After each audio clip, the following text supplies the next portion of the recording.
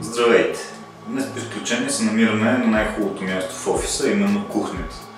Кухнята е такова прекрасно място, защото обикновено тук се събираме да ядем храната, която сами сме си приготвили.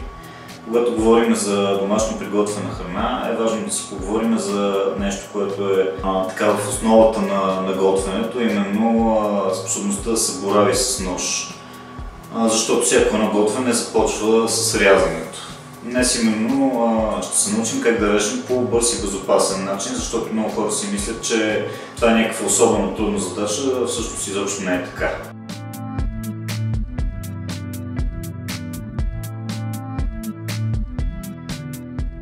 Какво е важно да разполагаме, когато става дума за рязане? На първо място е важно да разполагаме с две ръце, една дясна и една лява. На второ място е много важно да разполагаме с хубав нож.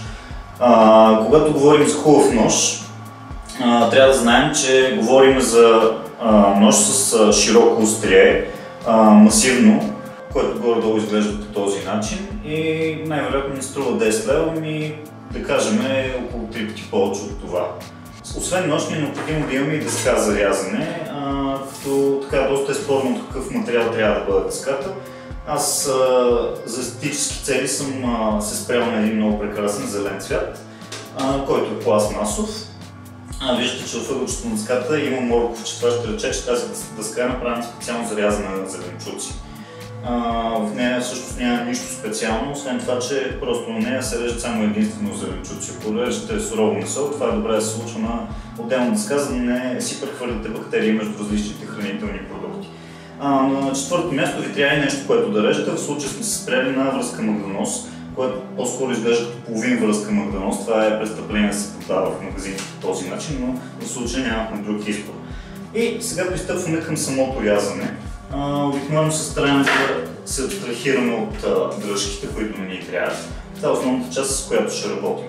Всъщност в рязането няма нищо сложно. Най-важното е да спазваме изискванията за безопасност, които се състоят в това пръстите на ръката, която държи зеленчука, в случая магданоза, да седи максимално далеч от острието. Затова ще подходим по този начин. Съвсем дърварски можем да започнем да режем магданоза ето така.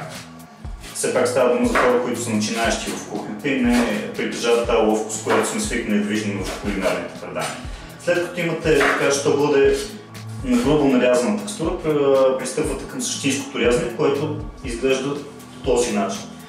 Тази ръка е стабилно хванала дръжката, а другата служи за опора, с която си помагате да осъществявате това люлеещо движение.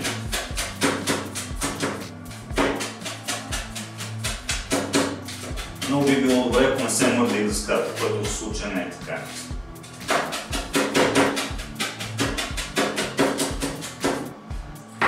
Аз обичам магданоза да е нарязана ситно, затова ще продължа да правя това нещо, докато не получа задоволителен резултат.